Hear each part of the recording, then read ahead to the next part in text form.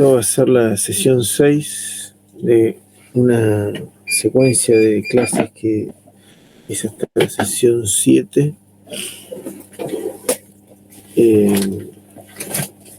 Hasta ahora lo que estuvimos haciendo es, de alguna manera,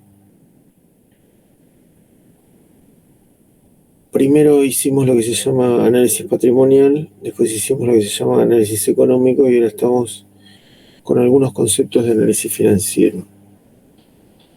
En primera medida, el análisis financiero, que se divide en dos partes, esta es la segunda parte, siempre tiene que ver con el corto plazo, porque la mirada del corto plazo y del largo plazo son diferentes.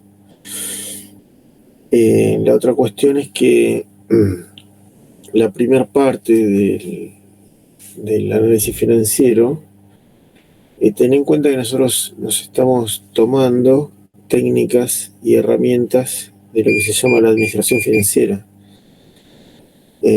Tomamos prestado estas técnicas y en esta segunda parte de análisis financiero de corto viene después de hacer un análisis del circulante operativo, y eso ustedes lo hicieron analizando las velocidades de transformación del efectivo. Esas velocidades que las podían calcular en días, en plazos, pero también en forma de rotaciones. Podían calcular la rotación, cuánto rota por año, por mes, por lo que fuera, o también podían calcular los plazos. En ese caso, siempre lo que te daba una idea era de esta partida tarda menos en convertirse en efectivo, o esta otra partida es menos exigible, más exigible, etcétera, etcétera. Pero esos conceptos no involucraban los importes, las inversiones. Entonces, ni los importes de financiamiento. Entonces, de lo que se trata esta clase es, utilizando esos conceptos y otros conceptos que tenemos de algunas otras clases, más alguna cosa nuevita que vemos ahora, incorporar la mirada de la administración financiera a este análisis y poniéndole importes. Ahora, no solo vamos a estar haciendo esto, que es la segunda parte, sino vamos a definir un concepto muy importante que serían las NOF, que lo vamos a complementar con otro concepto que ya estuvimos viendo en clases anteriores. Y para redondear esta clase, lo que hacemos es un pequeño análisis de lo que hace el tesorero o la tesorería de una empresa, digamos, que tienen un criterio un tanto diferente, entonces tenemos que detallar esas cuestiones. Esto es un recordatorio de las fechas ya están comprometidas, están en las aulas solicitadas. Este parcial y este recuperatorio es de manera presencial. El parcial, tanto el parcial como el recuperatorio, involucran una parte teórica como una parte práctica. Para aprobar, tanto para aprobar como para promocionar, tenés que aprobar ambas partes del examen. Si una de las partes no la aprobás, reprobás el examen. Todavía están a tiempo de leer como corresponde la teoría, porque a veces lo que sucede es que están entrenados en la práctica, pero la teoría no tienen los conceptos claros. Entonces tienen que venir bien leídos, porque siempre alguna pregunta conceptual aparece. No son preguntas muy largas, simplemente son conceptuales. Respecto de la práctica, en general aparecen ejercicios variados, similares a los que ustedes tienen, ya sea en el trabajo práctico, ya sea en ejercicios resueltos o ya sea ejercicios que estuvieron haciendo en clase. Son ejercicios con conceptos parecidos, obviamente no son ejercicios calcados, pero sí que tienen un razonamiento similar. Dicho esto, empezamos con la clase.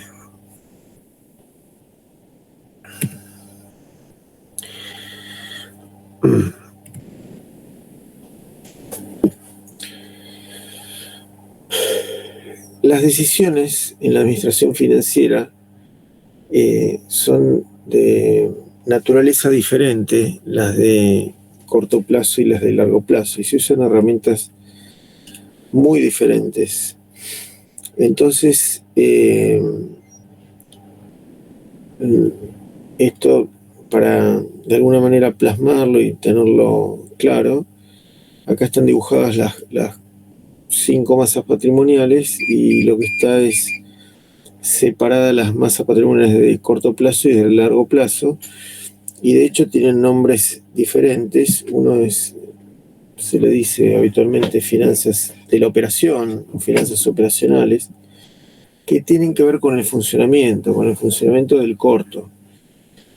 Entonces eso tiene una mirada, un punto de vista muy diferente, y usa herramientas y técnicas diferentes a las que usan las finanzas de largo.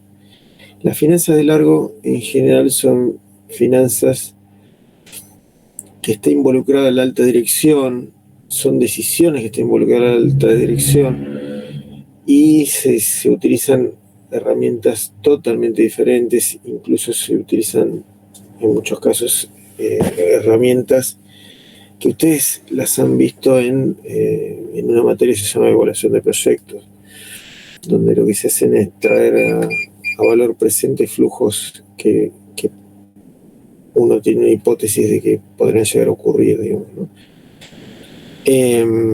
Pero por eso se le dice finanzas de planteamiento, porque hay que hacer un planteo, una hipótesis de trabajo, o varias, y proyectarlas en el largo plazo.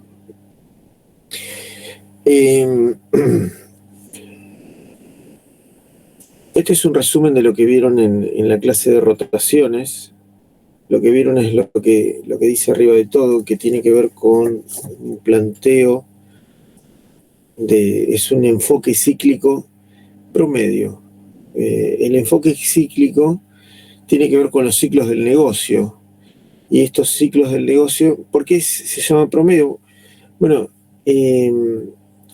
ustedes, si tienen como dato un solo estado de situación patrimonial, que sería la manera más sencillo, no tienen manera de comparar con el siguiente o con el anterior. Entonces usan uno solo. Ahí están cometiendo un cierto error, un pequeño error.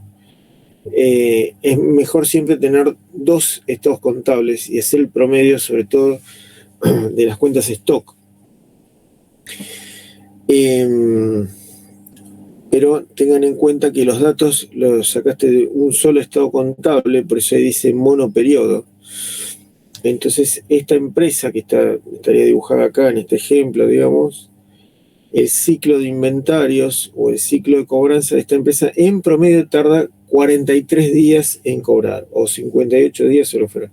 No es que todas las cobranzas las hace en 43 días, sino alguna la hace en 2 días, la otra la hace en 120 días, la otra en no sé qué, entonces te da 43 días. Entonces, en promedio son los ciclos, la representación de los ciclos, el promedio de lo que tarda esta empresa en cobrar.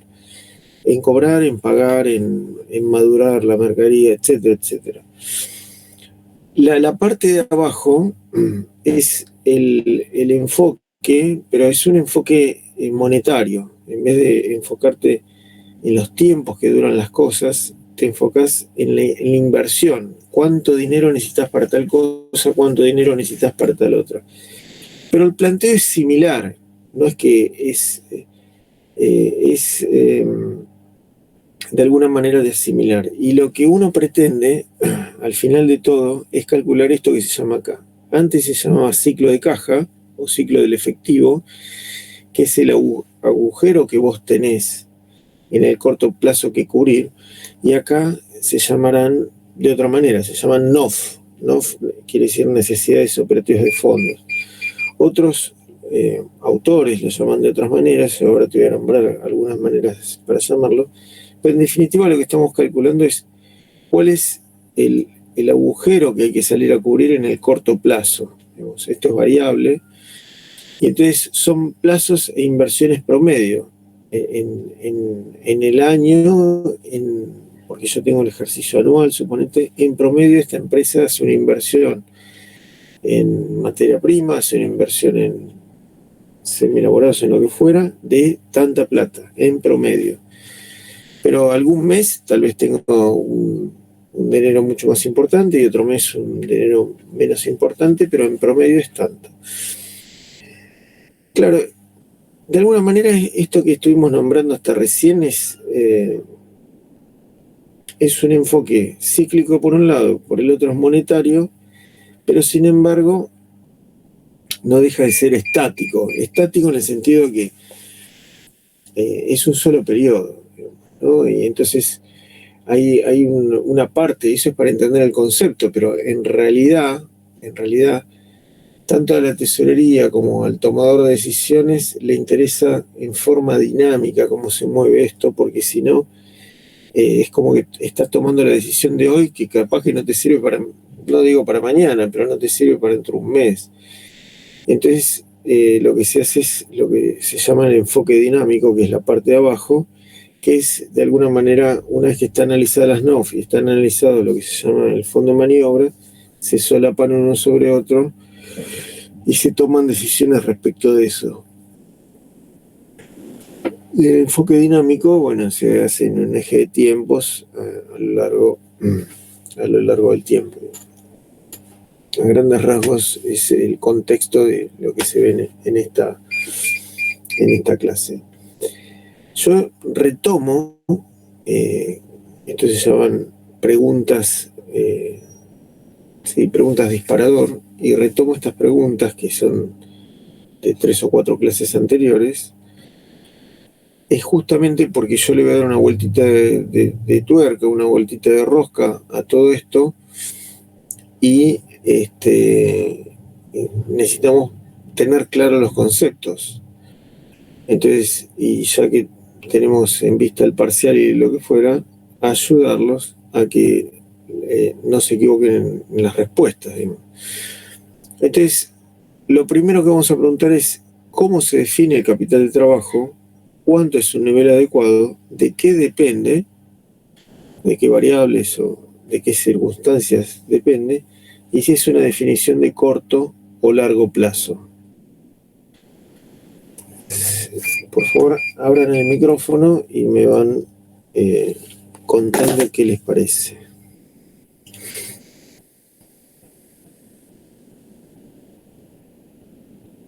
Profe, para mí el capital de trabajo es el activo destinado a trabajo, ponerle maquinaria, herramental. ¿Cuál es el nivel adecuado? No sé si sale en función del patrimonio neto que tenés en tu empresa para encarar el periodo que se te viene. Depende de los fondos que puedas destinar y para mí es de corto plazo porque, perdón, si hablas de materia prima, ponerle como activo de trabajo, sería de corto plazo, pero si te referís a una maquinaria, ya la situás como activo fijo, sería más de largo plazo.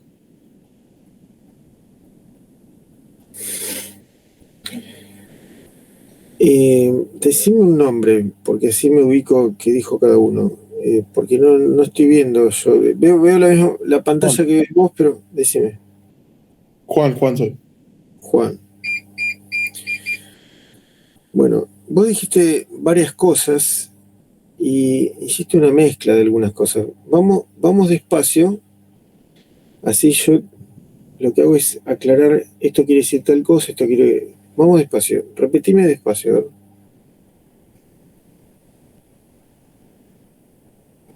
Que para mí el capital de trabajo se define como la parte del activo que vos destinás, de la parte de tu patrimonio neto que destinás a activos de trabajo, ya sean fijos o corrientes. Por ejemplo, no sé. Espera.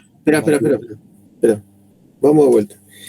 Vos dijiste, es una parte del patrimonio neto Profe, que destinás al activo. ¿Eso dijiste? profe, Que destinás Sí. perdón que interrumpa. Hay un compañero que está pidiendo entrar que no puede entrar con la página, con la cuenta de UTN. Si lo podrías aceptar, por favor.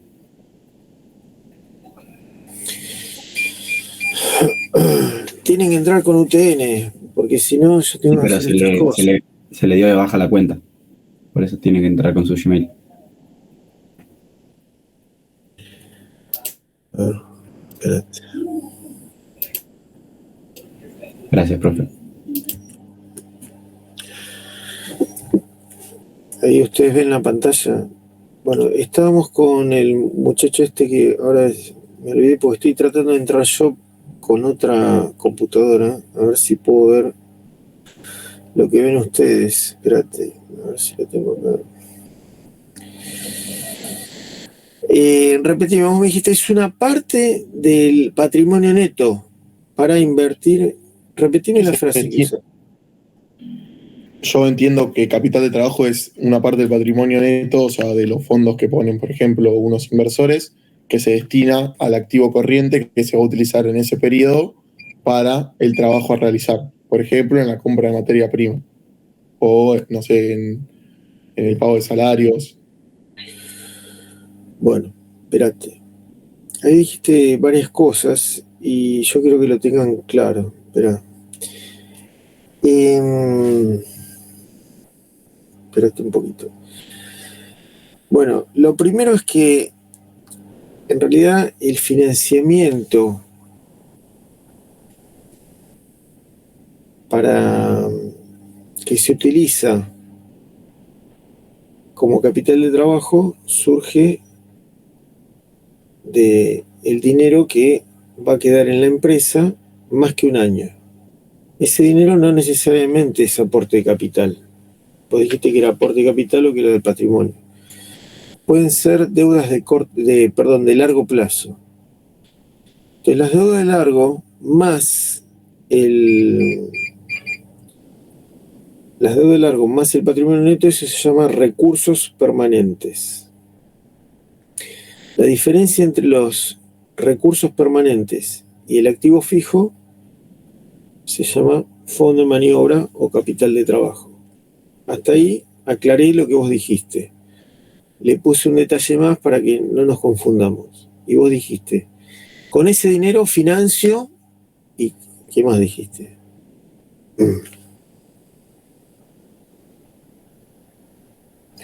Perdón, profe, estaba muteado. Con ese dinero financio el activo circulante, que para mí, Sí. llamando capital de trabajo, siento que es el que se destinaría a lo más de corto plazo, y me referí, por ejemplo, a el efectivo, por ejemplo, a las Sí, bueno, materias primas. también antes nombraste herramental y máquinas. ¿A qué te referís con eso? No, eso es activo fijo. Quise decir como que no formaba parte de eso. Bueno, Siento que las maquinarias son activo fijo, no es circulante. bueno, ahora vamos a hacer un par de aclaraciones.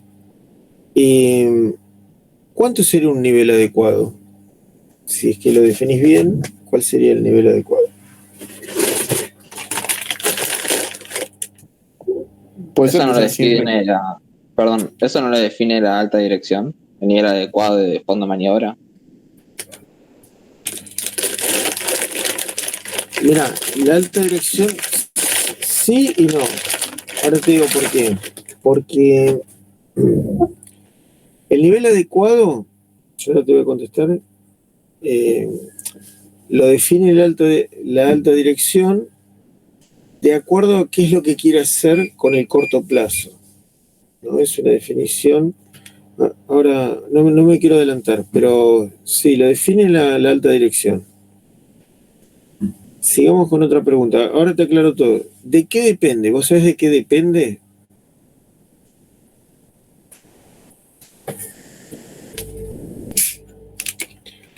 Depende de qué variable depende, si se modifica tal cosa, esto se modifica.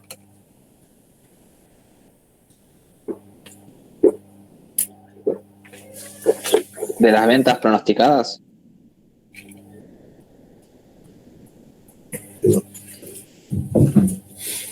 No. ¿Y para ustedes es una definición de corto o largo plazo? Puede ser que dependa de qué tan líquido estés, profe, el capital de trabajo. Por eso también el tema de que sea corriente y para mí es de corto plazo, perdón, en base a lo que preguntaste recién. ¿Alguna Para otra mí, es opinión? para mí es de corto plazo, porque sería lo pensaría como a un año quizás, al año de trabajo.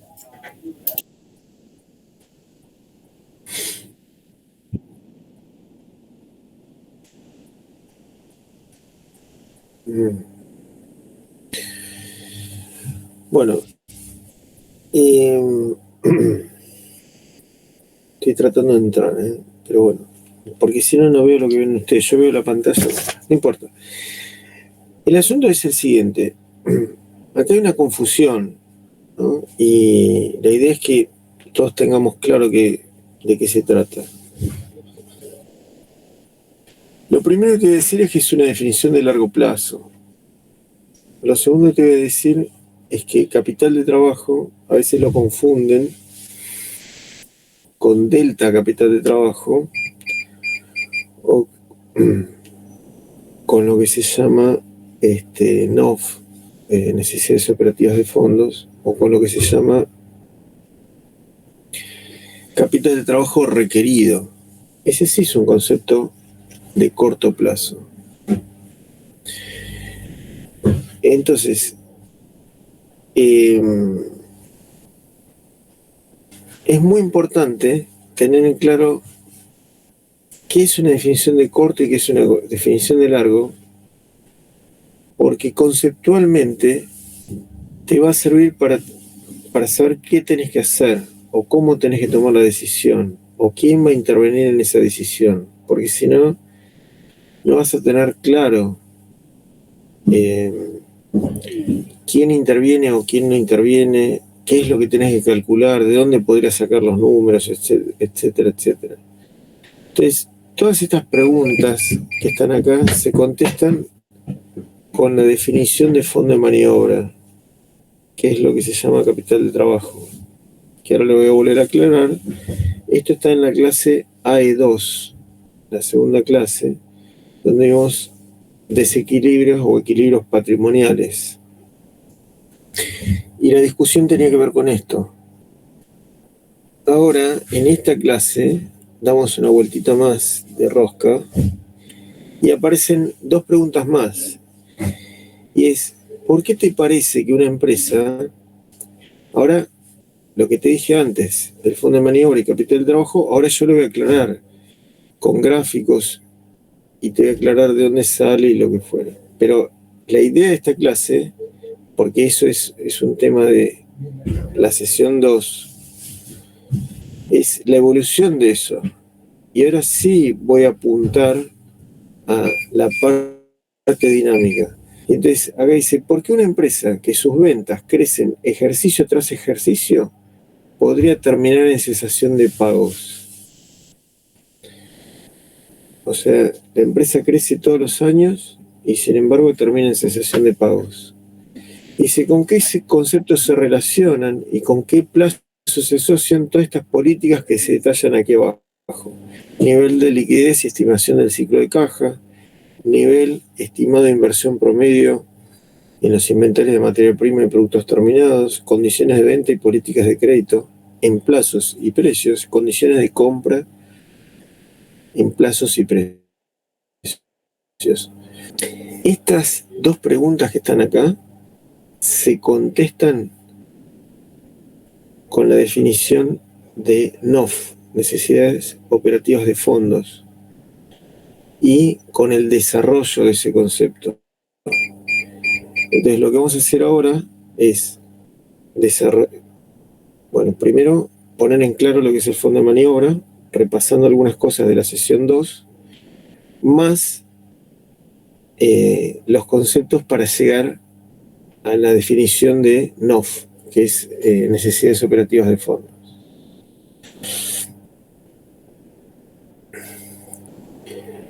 Lo primero es lo siguiente, que habíamos visto. Si yo dibujo las masas patrimoniales, esa diferencia que está ahí entre el activo circulante y el pasivo circulante da un número. Digamos, la otra vez dijimos, bueno, mirá, yo hago las cuentas, me da 200. Yo eso lo puedo calcular como la diferencia entre el activo circulante o el pasivo y el pasivo circulante, o lo puedo calcular con las masas patrimoniales de la parte baja, de la parte del largo plazo, que serían los recursos permanentes menos los activos fijos. Esa es la manera correcta de calcularlo. Ese es el capital de trabajo. Ese capital de trabajo nosotros lo llamamos fondo de maniobra porque es el fondo de largo plazo para trabajar en corto. Entonces, esta es la definición correcta. Es los recursos permanentes, donde acá abajo tenemos el patrimonio neto y tenemos otros créditos de largo plazo, o sea, es todo dinero que seguro no van a reclamar o va a estar dentro de la empresa más que un año. No sé cuánto va a estar, pero más que un año seguro. O sea que se considera de largo plazo.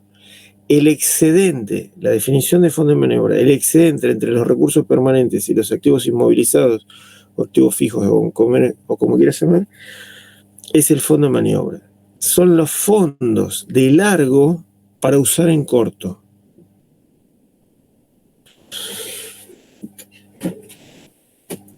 Las definiciones, y se dibuja de la mano derecha, porque es un recurso. Entonces, cuando alguien dijo, mirá, esto es una definición de largo, es correcto. Alguien también dijo esto, es una decisión de la alta dirección. Sí, es una decisión de la alta dirección. ¿Por qué? Porque mira, estos activos que están acá, activos inmovilizados, que son las herramientas, edificios, planta industrial, camiones, etcétera, etcétera. Todos estos activos inmovilizados o activos fijos, digamos, las inversiones importantes, ¿quién las decide? ¿El cadete, el gerente medio o la alta dirección? Obviamente la alta dirección, porque son inversiones importantes. Cuando hay un endeudamiento de largo plazo, que hay que poner garantías reales, hay que emitir bonos, hay que emitir obligaciones negociables. ¿Quién lo decide? ¿La alta dirección o la gerencia media? La alta dirección, porque tiene que conseguir estos recursos para financiar estas inversiones importantes. Y cuando hay que hacer aportes de capital, ¿quién lo decide? La alta dirección. Entonces, estas tres masas patrimoniales, la diferencia de estas tres masas patrimoniales que da el fondo de maniobra, ese excedente, es una decisión de la alta dirección. Ahora, ¿alcanza ese fondo de maniobra para financiar lo que yo tengo que financiar en el corto? Con estos datos no lo sé. Hay un excedente. ¿Lo puedo usar en el corto? Lo puedo usar en el corto. ¿Me alcanza? No sé. Lo lógico sería que en un periodo me alcance, al siguiente mes no me alcance, al otro periodo por ahí alcanza. Eso depende del corto plazo. Entonces, la definición de largo ya quedó así. ¿Y cuánto vale? 200. Si yo te pregunto mañana, ¿cuánto vale el fondo de maniobra? 200. ¿Cuánto vale el mes que viene? 200. ¿Cuánto vale dentro de 3 meses? Y por ahí no vale 200, pero vale 204. O sea, está en el mismo orden. No es que va a valer 1000 o va a valer 50. Va a valer 200 o 204 o 210 si es que no se mueve nada importante en los activos fijos o en los financiamientos de largo o en el patrimonio neto. Ahora, seguimos. Dijimos que el fondo de maniobra es un capital de largo plazo para trabajar en corto. Es un fondo de largo plazo disponible para maniobrar en el corto. Se comporta como un fondo de garantía. Y acá tenés los sinónimos que se utilizan con distintos autores. Capital de trabajo por un lado, working capital, fondo de garantía, fondo de rotación, etcétera, etcétera. Todavía no hablé de cómo calculo el corto plazo, cuánto dinero necesito en el corto. Ahora lo vamos a ver. Esto es lo que la alta dirección deja que se disponga.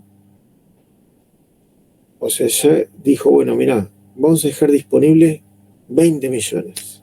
Esos 20 millones están ahí. Arréglense. Después tiene que conseguir financiamiento de corto, pero eso se arregla aparte. Entonces, recursos a largo plazo aplicados a financiar el giro del negocio. Recién ahora vamos a pensar en el giro del negocio.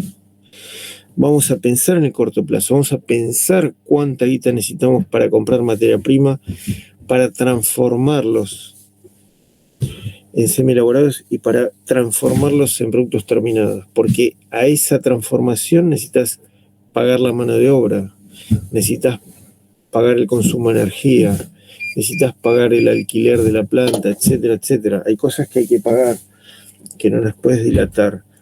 Entonces ese dinero, en el corto plazo, lo necesitas. Entonces, lo que viene ahora es el análisis de ese corto plazo, el análisis de cómo se comportan las masas patrimoniales de arriba, que son las que varían en función de las ventas. El fondo de maniobra no se le mueve un pelo si varían las ventas, vale lo mismo. Las necesidades de corto plazo que están por acá, si varían las ventas, varían todo el tiempo. Pero el fondo de maniobra o capital de trabajo no varía. La confusión es porque esto tiene que ver con traducciones mal hechas, entonces se confunden capital de trabajo con capital de trabajo requerido, porque en inglés es working capital o working capital requirement, que es el capital de trabajo requerido. Para evitar esa confusión se utiliza esta palabra fondo de maniobra y la otra se llama NOF, necesidades operativas de fondos. Eso lo tienen que tener muy claro porque te van a aparecer cuestiones conceptuales y no vas a saber cómo avanzar en el ejercicio o en el concepto de la pregunta que te están preguntando. Ahora lo que vamos a hacer es pensar que estamos migrando. ¿Migrando de qué? Bueno, migrando desde la mirada contable, la visión contable, hacia la visión de la administración financiera. Eso es porque nosotros partimos de los datos que nos brinda la contabilidad patrimonial, que son muy útiles, pero las conclusiones a las que nosotros necesitamos arribar no se pueden sacar con los datos así crudos como vienen. Así, porque la visión contable se realiza a través del devengado y tiene ciertos criterios normados, o sea que siguen normas de distintas instituciones e inclusive legislación. Entonces, estos informes que están normados en general son útiles para terceros y esos terceros utilizan esta información para tener una idea razonable y adecuada de la salud económica financiera de la entidad. Entonces, la base que nosotros utilizamos, que es la información de la contabilidad patrimonial, es una información que en principio está auditada y sigue estas normas. Entonces, usamos esa información porque se supone que es fidedigna, y lo que hacemos es mirarla de otra manera, esa información, adaptarla a las necesidades de la administración financiera. Entonces, a la izquierda está el formato que se usa en la contabilidad. Y en la contabilidad, por convención, se dice que todos los bienes y derechos se colocan a la izquierda y todas las obligaciones y las deudas se colocan a la derecha. En la jerga contable, los bienes y derechos se llaman activos, y en la jerga contable, las deudas y obligaciones se llaman pasivos. La magnitud residual de la diferencia entre los activos y los pasivos se llama patrimonio neto. Eso te estoy recitando el manual de contabilidad, digamos. Ahora, se rige por el sistema de partidas dobles. Estamos hablando de la contabilidad. Y tiene una manera de representación de los elementos patrimoniales en donde a la izquierda están ordenados por liquidez y a la derecha están ordenados por exigibilidad.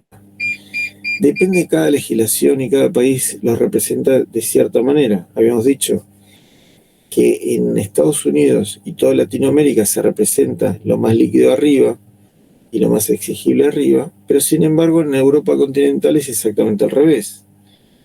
Y dijimos que en Gran Bretaña se usa en algunos casos un modelo de una sola columna. Ahora miremos cómo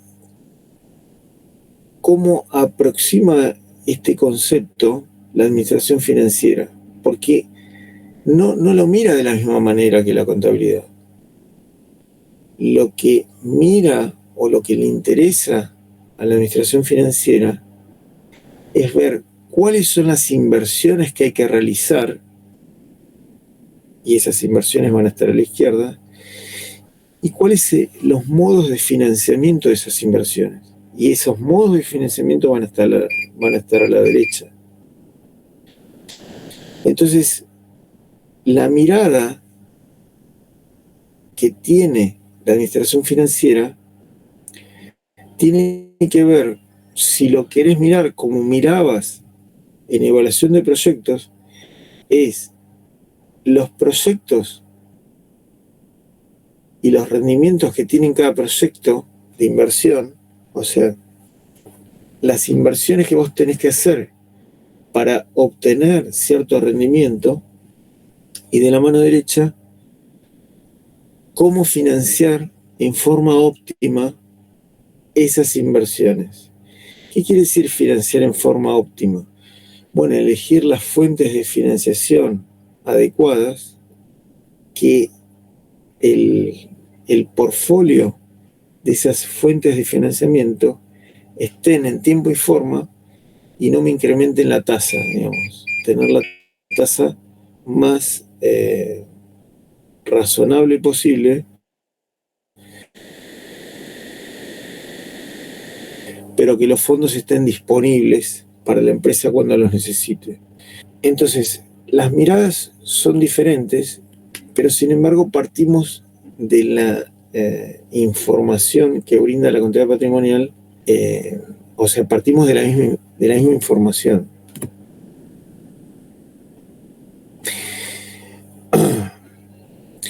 Vamos a aclarar un par de conceptos porque a veces aparecen palabras que después no, o sea, por ahí uno habla más rápido y no se termina de comprender del todo el concepto. Entonces, una de las cosas que hay que hacer es separar el concepto de análisis financiero, el concepto de administración financiera y el concepto de proyección financiera. Entonces, el análisis, lo que nosotros llamamos análisis financiero, tiene que ver con entender el pasado, entender información histórica. En análisis financiero se incluye un análisis patrimonial, que es lo que estuvimos haciendo, un análisis económico, que son los análisis de los rendimientos, y un análisis financiero de corto plazo, que es lo que estamos discutiendo ahora. El análisis financiero incluye estos aspectos.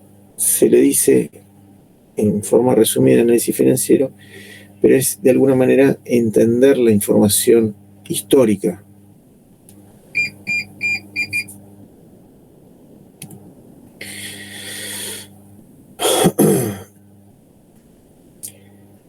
Si estamos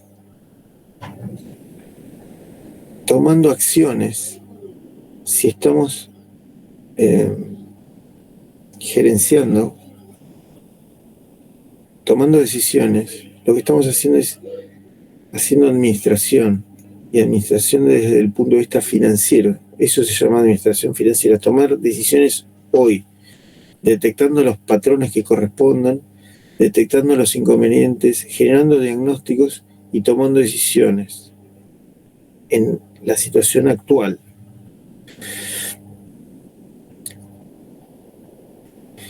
Y lo que se llama planeación financiera podría ser planeación financiera de mediano plazo o planeación financiera de largo plazo. Son herramientas diferentes que se utilizan, y de hecho la planeación financiera de corto y mediano plazo tiene que ver con si está, ustedes ya estuvieron viendo, que tiene que ver con el presupuesto. El presupuesto es una proyección financiera, una planeación financiera de, no quiero decir corto plazo, pero sí de mediano plazo, hasta 1 año, 2 años puedes hacer un presupuesto. Estas planeaciones, proyecciones, presupuestos, que es hasta 1 o 2 años, siempre se basan en hipótesis de trabajo y un planteamiento de un escenario, que ocurre esto con tal variable o con tal otro o lo que fuera. Ahora, ¿qué pasa? También esas técnicas incluyen la proyección de los estados contables. Ahora, si yo voy a mayor, una planeación de un horizonte más largo, ya eso se analiza con técnicas de evaluación de proyectos, porque hay que traer todos los flujos con una tasa determinada al valor actual, digamos. Entonces, lo que acá hicimos es diferenciar lo que se llama análisis financiero, de administración financiera, de planeación financiera. Eso para tener claro de qué estamos hablando en cada contexto. El dilema entre el rendimiento y la liquidez tiene que ver con lo siguiente. Hay empresas, o sea, si yo pensara en una empresa, ¿qué tiene que hacer bien para ser exitosa? Tiene que ser líquida y a la vez tener rendimiento. Hay empresas que no logran esto al mismo tiempo. O son líquidas o obtienen rendimiento. Entonces, no es que tiene que ver con todas las situaciones, sino en algunos casos puntuales pasa que la empresa necesita liquidez, ya sea para pagar algo, pagar sueldos o algo fuera. Entonces, al tener stock ocioso, lo que hace es hacer un descuento interesante y obtener liquidez. Ahora esa liquidez que obtuvo es en detrimento del rendimiento, porque le va a tener un rendimiento menor por la venta de esos productos. Entonces siempre hay un conflicto entre la liquidez y el rendimiento. Y es más, hay empresas, o sea, las empresas cuando tienen problemas de liquidez es una situación compleja porque siempre andan dilatando cosas y lo que fuera y terminan incumpliendo ciertas cuestiones. Entonces, tener inconvenientes permanentes de liquidez te trae muchos inconvenientes. Esto cuando estamos hablando del nivel adecuado de fondo de maniobra tiene que ver con el dinero disponible de largo que vos dejás en el corto. Entonces, si vos dejaras un fondo de maniobra muy chiquito, lo que tienes que en el corto plazo, justamente tenés un margen pequeño para trabajar. El resto que no te alcance, vas a tener que salir a buscar prestado. Y eso te va a ocurrir a lo largo de todo el ejercicio, todo el año vas a tener que ir a pedir prestado. Entonces es un problema estar endeudado en forma permanente, digamos. Lo que hay que hacer es canjear deuda de largo por deuda de corto, o al revés. Perdón, sí, deuda de corto por deuda de largo, me quise decir. Entonces, conceptualmente, acá está bastante desarrollado, pero conceptualmente las empresas en algunas ocasiones salen a buscar liquidez y la idea de eso es que pierdan el menor rendimiento posible. Ahí dice, un activo muy líquido sería aquel que se puede realizar el activo, se puede realizar en forma rápida, pero sin una pérdida importante de valor. Si yo tengo un activo que vale 100 y para que me lo compren tengo que hacer una super oferta y venderlo a 50, y bueno, ahí sí voy a encontrar compradores, pero es en detrimento exagerado del rendimiento, digamos. Y ahí las filminas estas que están pasando discuten o plantean esta dicotomía entre la liquidez y el rendimiento, esta paradoja. Profe, perdón, ¿cómo entonces era la última definición de cómo sería un activo muy líquido? Aquel que sucede. Un activo muy líquido, vamos a poner que vale 100. El activo vale 100, normalmente vale 100, y yo necesito liquidez. Un activo muy líquido, bueno, yo hago un pequeño descuento, 97 y lo vendo, ¿no? O sea, se vende solo, o sea, no necesitas una pérdida de valor importante para poder venderlo. Claro. En cambio, un activo que es invendible o que, bueno, que no tiene interés del mercado, de quien sea, no tiene suficiente interés, tal vez aparezcan interesados cuando vos bajás suficiente el precio, porque lo consideran una oportunidad, por más que lo necesiten o no. No estamos hablando que el consumidor, el cliente, va a cubrir una necesidad. Estamos hablando que tal vez lo compre porque lo considera barato. Entonces, ¿pero qué pasa? Si un producto estaba a 100 y lo termina vendiendo a 50, seguramente tal vez no cubra el costo. No lo sé. Entonces, un activo líquido es el que se puede desprender sin perder de manera significativa o bajar de manera significativa el precio, digamos. Otra cuestión que es una aclaración también tiene que ver con lo siguiente. ¿Qué es una corporación? ¿A qué nos referimos cuando decimos corporación?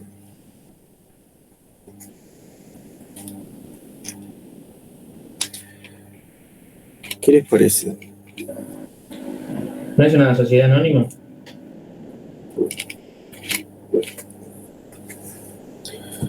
Sí, una corporación es una sociedad anónima. ¿Qué otra cosa opinan? Yo siempre me lo imaginé como una empresa muy grande o un conjunto de empresas haciendo algo grande, digamos, un proyecto grande.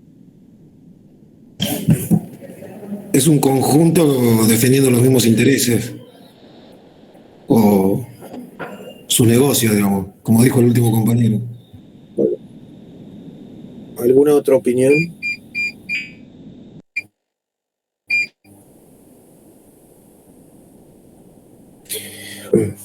Cuando yo hago esta pregunta, en general surge esta cuestión de grupo de empresas.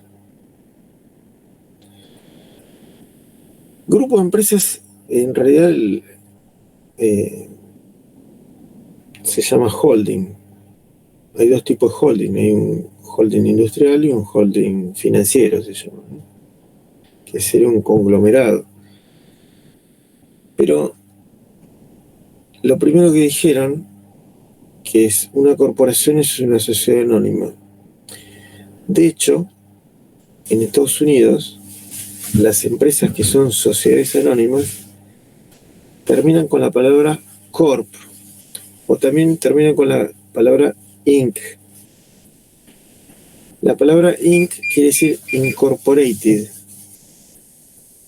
o corp de corporation. Entonces, corporación, la equivalencia de la corporación es una sociedad anónima. Es lo que acá se llama sociedad anónima.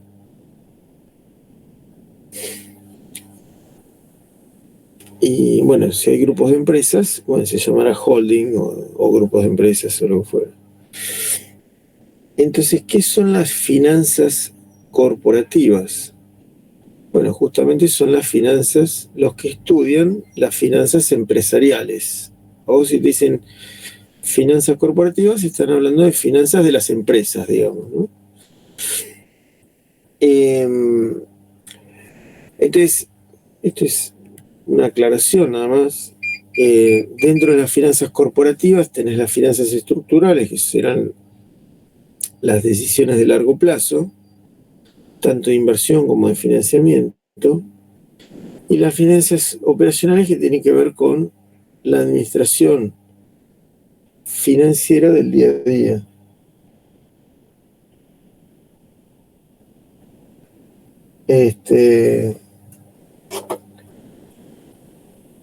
Y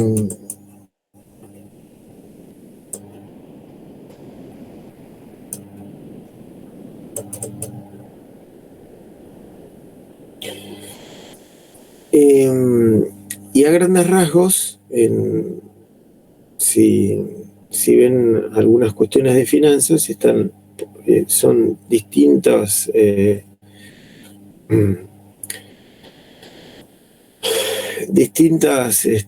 vertientes. Hay una vertiente que se llama finanzas públicas, hay otra vertiente que se llama finanzas personales, hay otra vertiente que se llama finanzas corporativas, que serían las finanzas empresariales. Las finanzas públicas tienen que ver con, llamémosle, la contabilidad del Estado, digamos.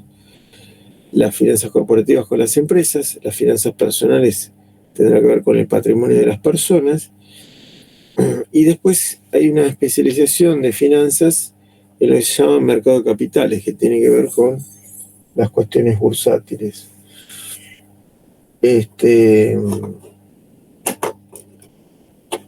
Respecto de... Espera que estoy haciendo un ajuste. Espérate. Bueno, respecto de...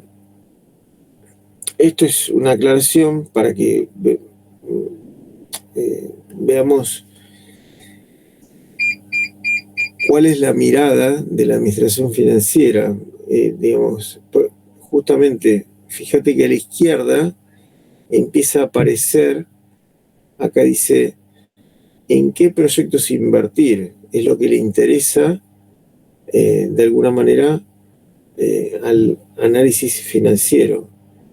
O sea, si vos ya tenés la empresa funcionando, lo que tenés que hacer es buscar distintos proyectos que te aumenten el rendimiento. ¿Y qué rendimiento? Bueno, ya sea que vos estés trabajando con RA, con RA prima, con RA segunda o con ROIC. Estoy a la izquierda. ROIC todavía no lo vimos. ROIC es Return on Invested Capital. Todos son rendimientos que hay que calcularlos, ya sea que yo trabaje con uno o con otro, no importa, pero son rendimientos.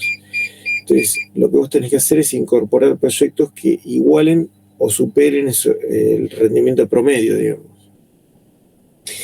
Y si yo lo miro desde el punto de vista de la derecha, lo que busca la administración financiera es, ahí dice, la óptima estructura de capital. La óptima estructura de capital tiene que ver con la deuda sobre el equity, la relación entre la deuda y el equity. El equity es el patrimonio neto. Ahora, hay una parte de la deuda que paga intereses y otra parte de la deuda que no paga intereses. La parte de la deuda que paga intereses vamos a llamarla deuda financiera y la que no paga intereses vamos a llamarla deuda operacional. La deuda financiera, que es la que paga intereses, también se llama deuda onerosa o con intereses explícitos. En promedio, esa deuda, que es el dinero ajeno, es lo que te cobran por dinero, esa deuda onerosa, te cobra un dinero por utilizar, te cobra intereses por utilizar dinero ajeno, digamos. En promedio, por utilizar ese dinero ajeno, en promedio pagan una tasa que se llama K sub D. Esta K sub D de acá es la tasa promedio que paga esta deuda. Cuando señala la deuda, no señala toda la deuda, porque hay una parte que es deuda operacional, que no paga intereses. A grandes rasgos, esa cuenta o el elemento patrimonial más grande que representa la deuda operacional tiene que ver con los proveedores. Ahora,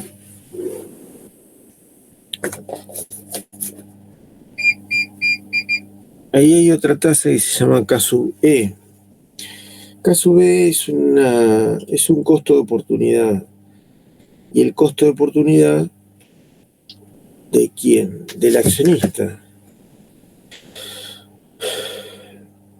Porque el accionista podría poner el dinero en otro lado. Entonces, lo que está haciendo es, de alguna manera, prestarle dinero a la compañía. Entonces, la compañía, de alguna manera, le tiene que retribuir, ya sea con dividendos, ya sea de otra manera, o lo que fuera. Entonces, en realidad, desde el punto de vista de la compañía, está utilizando dinero prestado para invertir en todos estos proyectos de inversión que estarían a la izquierda. Y entonces, ¿cuál es el costo real del financiamiento que paga la empresa? Bueno, el costo real se llama WACC, que está acá abajo, que es un promedio ponderado del costo de capital. Acá está la fórmula que la vamos a ver en breve, por ahí la clase que viene. Pero es un promedio ponderado entre K sub D y K sub E. Y ahora lo que voy a hacer es un pequeño repaso de lo que vieron en la clase anterior. A grandes rasgos, lo que vieron la clase, no, creo que estuvieron en práctica y la anterior, vieron los ciclos. Y a grandes rasgos hicieron distintos cálculos para llegar a saber cuánto era el ciclo de caja. El ciclo de caja. Este ciclo de caja yo necesito saber cuánto es en dinero, porque es el dinero que yo tengo que salir a buscar en el corto plazo, ¿sí? Entonces, estos plazos, estos ciclos, es en promedio cuánto tardo en cobrar, en promedio cuánto tardo en pagar, en promedio cuánto tardo en transformar la materia prima, etcétera, etcétera.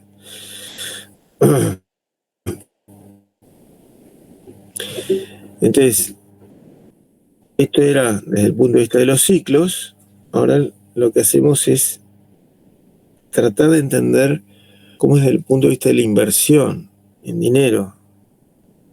Y desde el punto de vista de la inversión, lo que va ocurriendo en un activo circulante, en un activo, en un activo de corto plazo, es que la inversión se va incrementando. O sea, el dinero que vos necesitas para, entre comillas, fabricar bicicletas y que estén listas antes de fin de año y poder entregarlas, lo vas haciendo 3 meses antes. Entonces lo primero que haces, suponete que vos tenés que entregar 1000 bicicletas, no sé, el 10 de diciembre, porque las tenés que vender para Navidad, digamos. Vos comprás la materia prima tal vez en agosto, tal vez en julio, porque vos necesitas todo el tiempo de elaboración.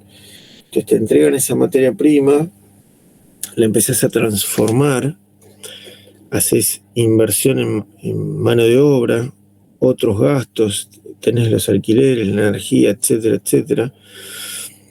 Después eso es producción en procesos semi-elaborados o lo que fuera, le vas incorporando distintos procesos de soldadura, de pintado, etcétera, etcétera, de armado, mano de obra, etcétera.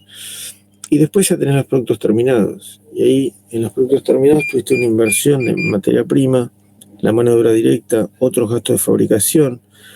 Ustedes vieron una clase específica que se llama CIF, sí, ustedes lo vieron como gastos indirectos de fabricación, donde vieron el prorrateo, los criterios de prorrateo de estos gastos en la fábrica que no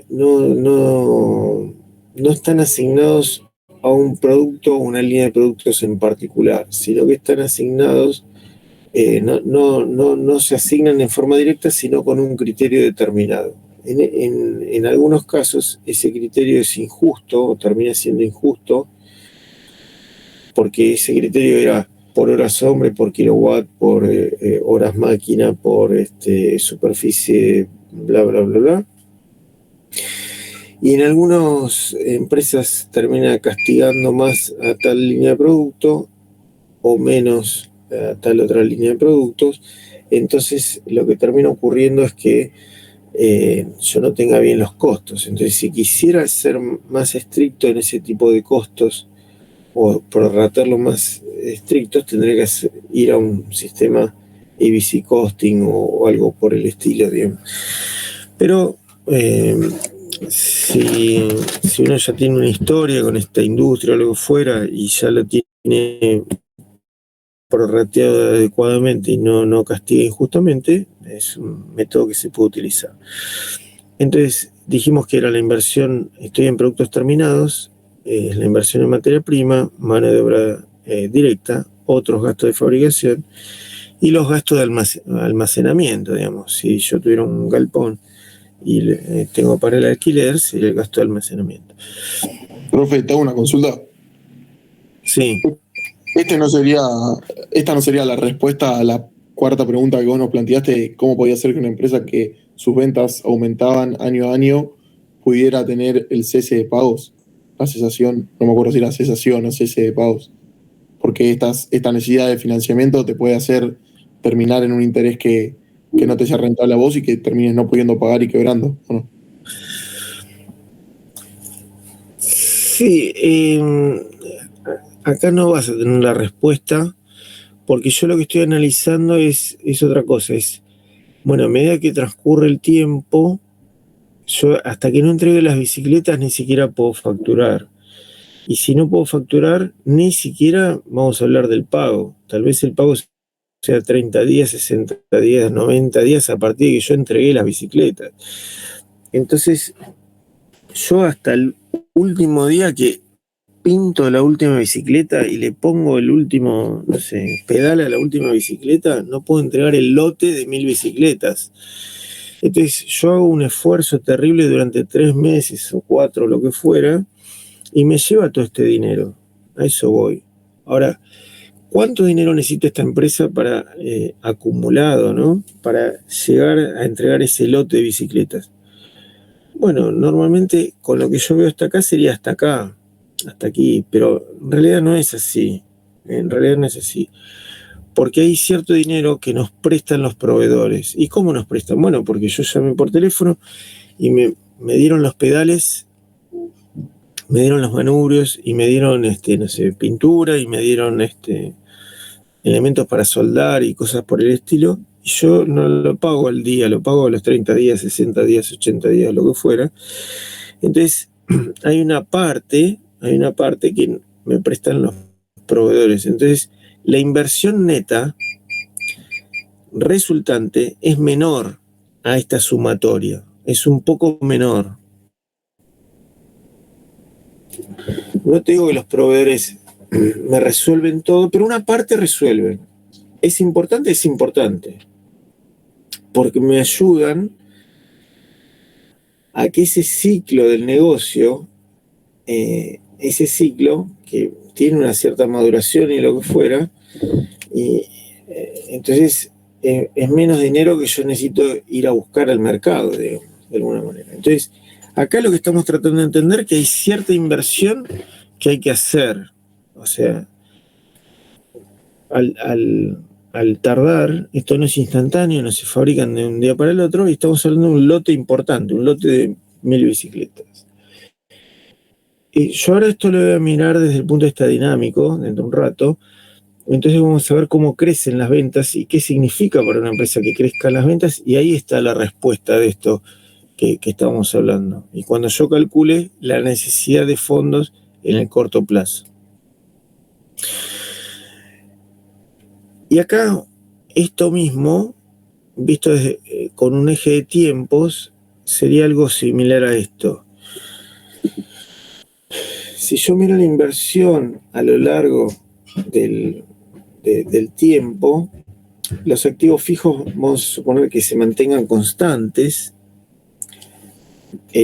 Una parte de los activos circulantes también se mantienen constantes, pero una parte se incrementa en forma notoria, que tiene que ver con justamente es el anticipo a este aumento de ventas considerable porque se acerca la Navidad o se acerca el Día del Niño o lo que fuera. Obviamente que para mí son ventas muy importantes y tengo que cumplir, pero yo tengo que empezar a trabajar 3 meses antes o 4. Ahora, cuando se acaba esa temporada de esa venta, porque justamente se llaman ventas temporales o estacionales, después vuelve toda la normalidad. Sube hasta aquí la inversión y vuelve a la normalidad. Entonces, yo, aparte de preocuparme cuánto dinero yo tengo que tener disponible, tal vez yo me tenga que preocupar cuántas líneas de crédito yo tengo que tener disponible, que no es lo mismo de tener el dinero ahí esperando para ir a comprar los pedales o para pagar la mano de obra o lo que fuera, sino las líneas de crédito disponibles para no pasar malos ratos o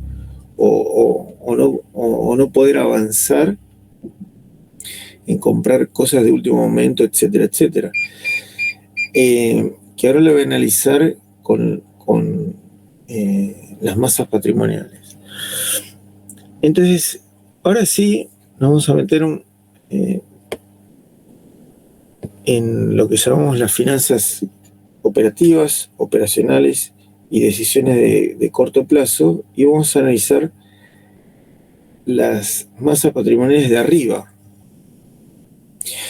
Estas masas patrimoniales lo que tienen es que todo el tiempo varían.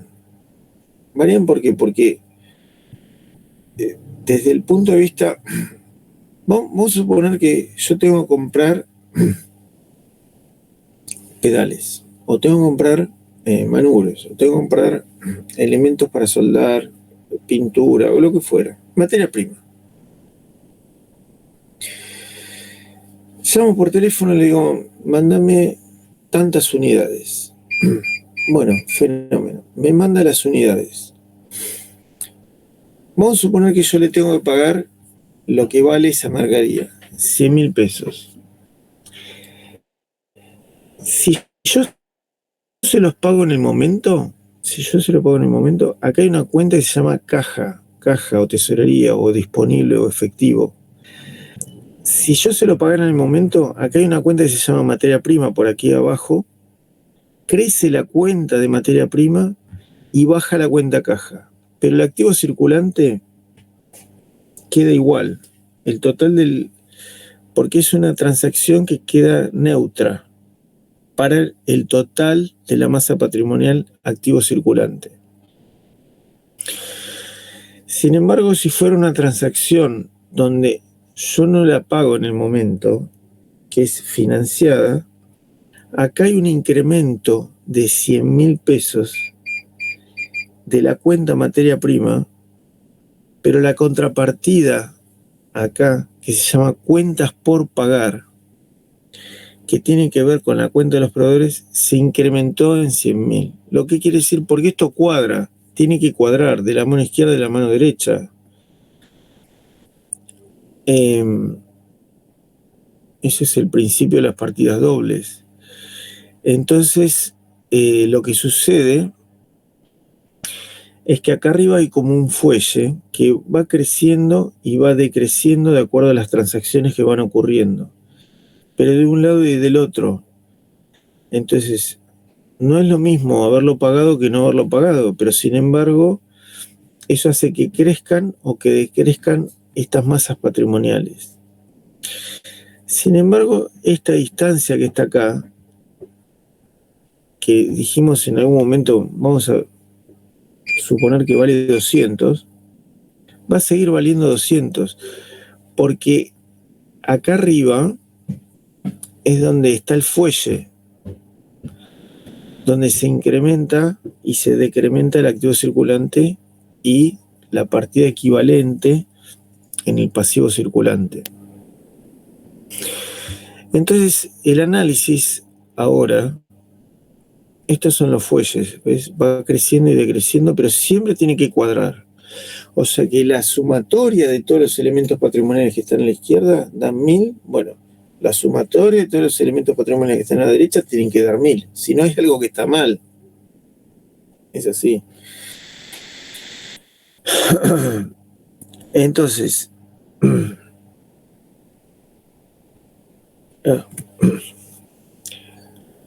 en la mano derecha, lo que vamos a hacer es diferenciar las deudas de corto plazo y ponerles nombre. No todas las deudas de corto plazo se comportan igual. Entonces, ahora les vamos a poner nombre y vamos a decir que las deudas de corto las vamos a dividir en dos. Vamos a decir las deudas que no pagan intereses y las que pagan intereses. Las que no pagan intereses se van a llamar recursos espontáneos. También se dicen deudas operacionales. Y después están las deudas que sí pagan intereses, que se llaman recursos expresos o recursos negociados, o también se llaman deudas onerosas. ¿Cuáles son las cuentas más representativas de las deudas operacionales? Bueno, es cuentas por pagar de los proveedores. También hay otras deudas sociales, sueldos por pagar, pero son más pequeñas o son menos frecuentes. Porque si vos te atrasás en pagar los sueldos, no te pagan el sueldo con intereses. Y algunas deudas sociales tampoco, no pagan con intereses. Por lo menos el interés no está explícito. En cambio, cuando vos le pedís dinero a un banco, en forma financiera o lo que fuera, ya de entrada te dicen, mirá que la tasa de interés es tanto. Mirá que cuando pidas tal línea de crédito o descuentes un cheque o lo que sea, está implícita o explícita la tasa de interés, no solo la tasa de interés, sino que los gastos administrativos, porque te cobran aparte unos gastos administrativos. Entonces tenés un dinero que vos pagás por utilizar ese capital ajeno. Entonces, ya clasificamos las deudas operacionales de corto y las deudas financieras de corto. En general, los recursos expresos, que son deudas financieras o onerosos, tienen que ver en general con los bancos, son deudas financieras. Bueno, en general, esto creo que ya lo hemos visto, pero por las dudas te lo refresco, que son las velocidades que tenemos de transformación del efectivo. Estas velocidades pueden variar y entonces le pueden jugar una mala pasada a la compañía, porque la exigibilidad de esto siempre va a estar y vos podés tardar más de la cuenta en convertir todas estas partidas en líquido, porque vos pagás con dinero líquido que está acá arriba, digamos. Entonces puede pasar que haya incertidumbre en la entrega de materias primas si son importadas o lo fuera, posibles retrasos en la fabricación, incertidumbre en las ventas, incertidumbre en los cobros. Entonces vos no sepas con exactitud cuándo vas a tener el dinero disponible. Bueno, y ahora sí vamos a incorporar Perdón. Una consultita más. Dijiste que las deudas negociadas eran las que tenían intereses, pero me quedé pensando, y por ejemplo, si uno tiene unas cuentas a pagar con un proveedor a largo plazo, eso también te genera un interés. Y esas no serían deudas.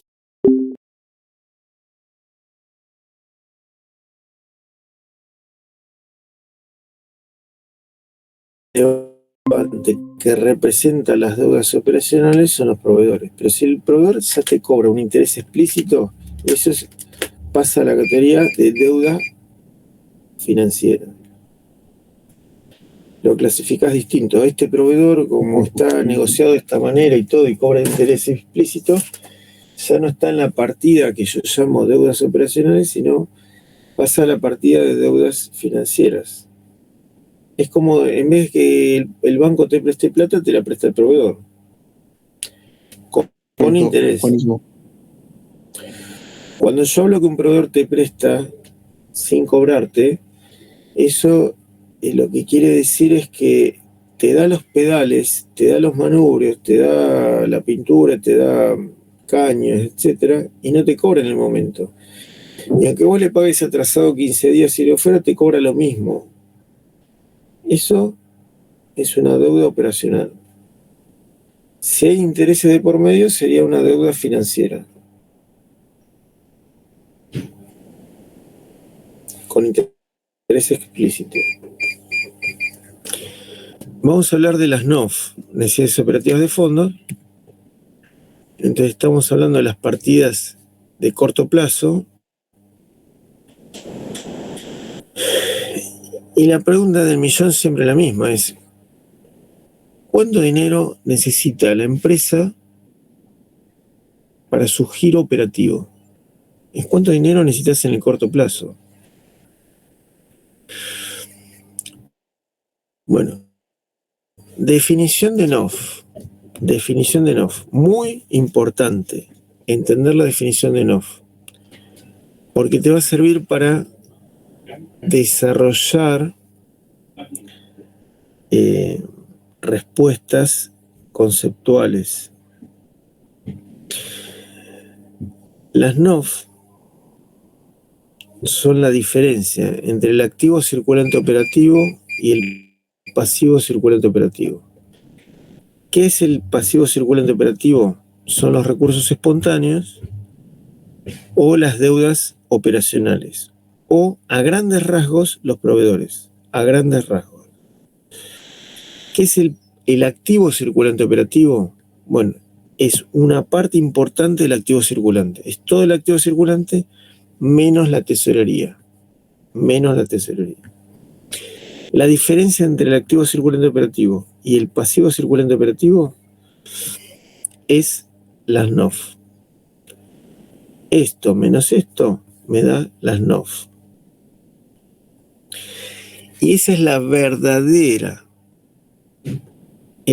importe la verdadera necesidad que tiene la empresa en el corto plazo. ¿Cuánta guita necesitas para operar en el corto plazo para el giro de tu negocio? Las NOF. Esa es la respuesta. Ahora, si vos sabés calcular las NOF, y yo te pregunto, ¿cuánto valen las NOF?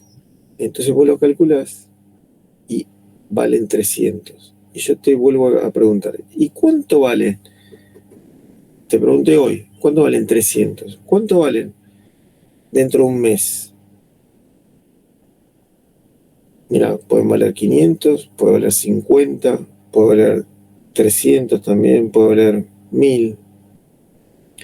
¿Por qué? ¿Por qué te parece que las NOF varían todo el tiempo? Porque son de corto plazo. Porque dependen del corto plazo y dependen de la necesidad de fondos. ¿Te acuerdas que yo te mostré que cuando voy a llegar a la temporada de venta de bicicletas, aumenta en forma indiscriminada el activo circulante y después vuelve a bajar y se estabiliza en la normalidad? Bueno, cuando aumentan las ventas, aumentan las NOF. Eso se demuestra aritméticamente, porque lo que haces es aumentar. Mira, si yo todos los meses vendo 1000 bicicletas, todos los meses pido 1000 manubrios, todos los meses pido 2000 pedales, 1000 asientos, etc. El mes de diciembre, que está en la Navidad, en vez de vender 1000 bicicletas, vendo 2000, el doble. Entonces, ¿cuántos pedales voy a pedir? El doble. ¿Cuántos manubrios voy a pedir? El doble. ¿Cuántos asientos voy a pedir? El doble. ¿Cuánto hierro voy a pedir? El doble. ¿Cuánto material para soldar voy a pedir? El doble. Después vuelvo a enero, febrero, vuelvo a vender 1000 bicicletas. ¿Cuánto voy a pedir? La mitad. ¿Y cuánto voy a pedir? La mitad. O sea, vuelvo a la normalidad. Entonces, la partida de materia prima se duplica, la materia de semielaborado se duplica, la cantidad de productos terminados que yo tengo a mi espalda, en mi estantería, galpón, como lo quieras llamar, es el doble. O sea que la inversión en circulante es el doble. Lo que quiere decir es que las NOF varían. Y eso que calculaste ahora es con la foto de ahora. La del mes que viene no sé cuánto va a valer. Entonces, ¿cómo hacemos? Bueno, ahora vamos a tener que tener la mirada de la tesorería, a ver qué hace la tesorería. Bueno, así como te dije que las NOF varían todo el tiempo, el fondo de maniobra no varía todo el tiempo. Y esto de las NOF que varían todo el tiempo y saber cuánto es el dinero que necesitas para el giro del negocio, es lo que alguien nombró al principio, que no me acuerdo el nombre exacto, que dijo, bueno, es del patrimonio neto, yo reservo una parte y eso lo uso para el corto plazo, comprar materia prima. Bueno, en realidad eso es lo que me estaba contando, las NOF. Él me estaba contando las NOF. Pero eso no es el capital de trabajo, eso se llama delta capital de trabajo, o se llama NST, necesidad de capital de trabajo, o se llama WCR, que es Working Capital Requirement, o se llama NOF. Él me estaba contando las NOF. Entonces, usted tiene que tener claro. Otra definición. Mirá, acá dice, arriba dice NOF, activo circulante operativo menos pasivo circulante operativo. También dice NOF, necesidades cíclicas, que son las necesidades, porque a la izquierda lo llama necesidades, a la derecha lo llama recursos. Entonces lo llaman necesidades cíclicas menos recursos cíclicos. Y una cosa muy importante que es lo que dice ahí abajo, dice, mira, las NOF son un concepto financiero. Así como yo te dije que el fondo de maniobra es un concepto económico, las NOF son un concepto financiero que arroja de forma global el volumen, importe, ITA, de necesidades de financiación provocado por las operaciones o giro del negocio. Vamos de vuelta, las NOF son un concepto financiero que arroja de forma global el volumen de necesidad de financiación provocado por las operaciones. Las NOF se relacionan con el funcionamiento del negocio, lo que necesita el día a día del negocio para operar y generar ingresos. O sea, lo que necesita hoy día para operar, pero lo que va a necesitar el mes que viene, no sé, puede ser menos o puede ser más. Es un concepto financiero. Y las NOF son las inversiones en circulante necesarias para el funcionamiento del negocio, deducidas a la financiación espontánea. La financiación espontánea es la deuda operacional que te prestan los proveedores sin cobrarte intereses. Y dice que generan las propias operaciones habituales. Las NOF constituyen, por lo tanto, un concepto de activo, es decir, son una inversión. Por eso también se las denomina inversiones en circulante netas. Por eso se dibuja a la izquierda, porque se considera que es un activo, una inversión. Bueno, esta es la manera correcta de dibujarlo. Mira, las NOF están a la izquierda, el fondo de maniobra está a la derecha.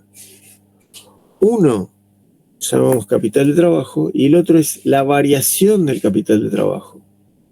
Ahora, si yo te dije que el fondo de maniobra es un concepto de largo, y es un excedente, son recursos de largo para usar en corto, y las NOF varían todo el tiempo, le voy a poner números. Mira, fondo de maniobra vale 200. En este caso vale 200. Las NOF valen 300. Así, mentalmente, en ese caso, si pasara esto, lo que tenés que salir a pedir prestado son 100 mangos, porque 200 ya es algo que te dejó preparado la alta dirección, es algo que ya está pensado para usar, pero la necesidad que tiene el giro del negocio hoy no es 200, es 300. Entonces, ¿cuánto tenés que salir a buscar? Bueno, lo que se llama la situación de tesorería. ¿Y cuánto te dio? 100 mangos son los que tenés que salir a buscar. O sea, el agujero que tenés son 100 mangos. Y ese es el problema por el que a veces las empresas que aún creciendo y creciendo, se les agranda el agujero de lo que tienen que salir a buscar. Y ese agujero yo ahora te voy a mostrar que crece de manera exponencial. Entonces, ¿qué mira el tesorero? Justamente mira la diferencia entre las NOF y el fondo de maniobra y cómo evoluciona a través del tiempo. Y eso, en base a eso, es el criterio que tiene que tener para pedir dinero y colocar dinero excedente, que eso es lo que vamos a ver en breve. Bueno, acá hay un ejemplo numérico que sale de Tata del Sur. Y en este ejemplo numérico lo único que se hace es aumentar las ventas el 30%. Aumenta las ventas el 30%.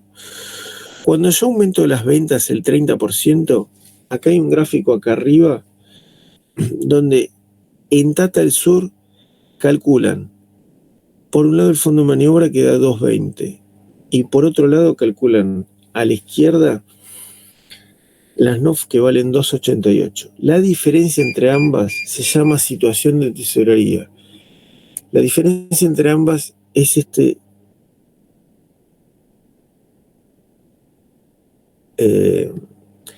cuadrado a buscar 68 mangos. Tenés un agujero 68. ¿Lo puedes dominar? Lo puedo dominar. ¿Por qué? Porque tengo crédito en los bancos por 68 mangos, no tengo ningún problema. Ahora, ¿qué pasa? Aumentan las ventas el 30%. 30% aumentaron las ventas. Vuelvo a calcular todo en base al ejercicio total sur. Y si vos mirás, el amarillo 220 sigue valiendo 220. Quiere decir que el fondo de maniobra vale exactamente lo mismo. Si miro a la izquierda, el cuadradito azul, fíjate que de 2,88 pasa a 3,74.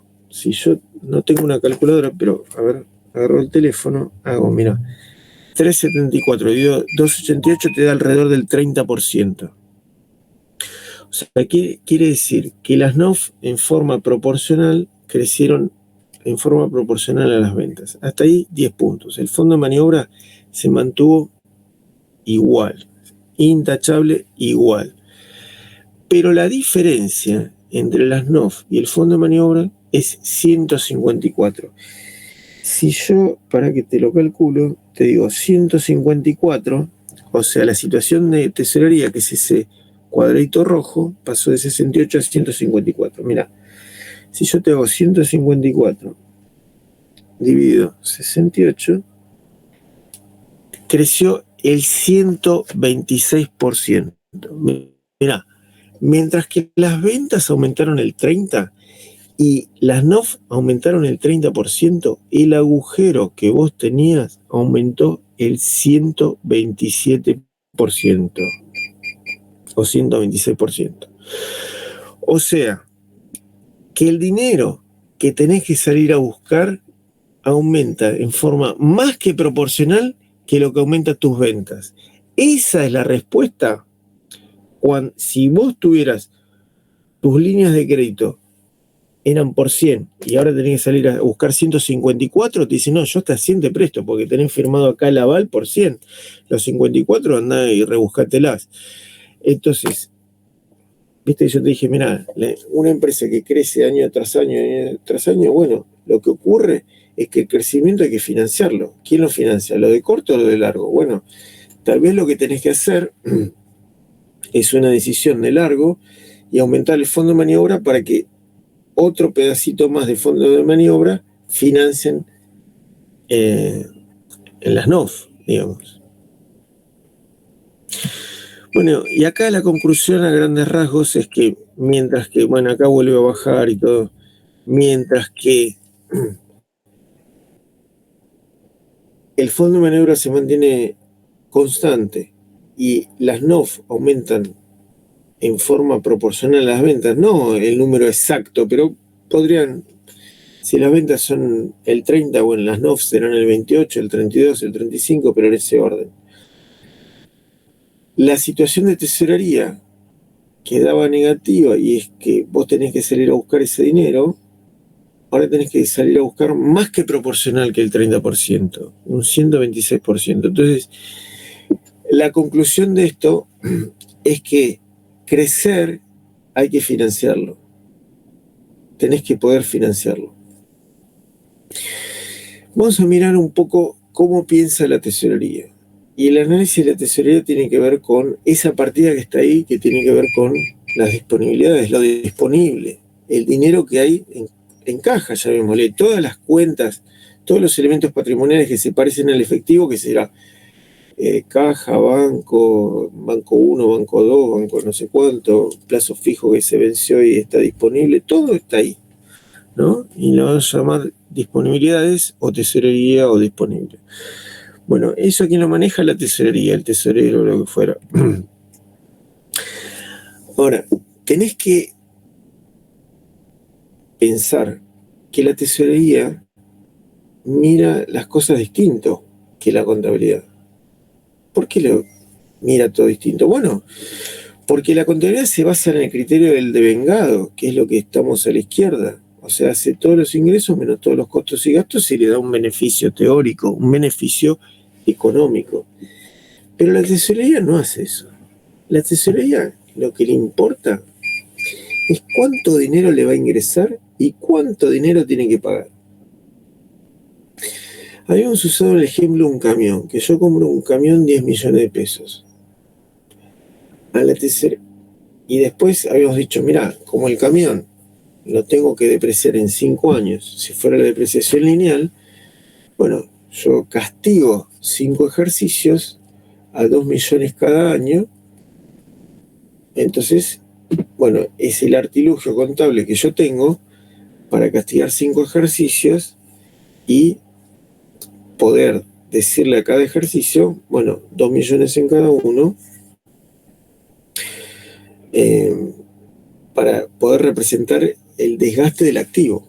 Pero sin embargo, en ese cuadro de resultados no figura la salida que yo tuve que poner los 10 millones de pesos para comprar el camión.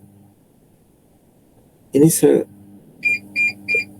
cuadro, ¿te acuerdas que yo, no sé si te lo dije o no te lo dije, pero vos tenés que saber qué dice y qué no dice cada cuadro? ¿Qué dice el balance o el estado de situación patrimonial y qué no dice? ¿Qué dice el cuadro de resultados y qué no dice? Bueno, ¿sabés lo que no dice el cuadro de resultados? Es cuánto dinero salió.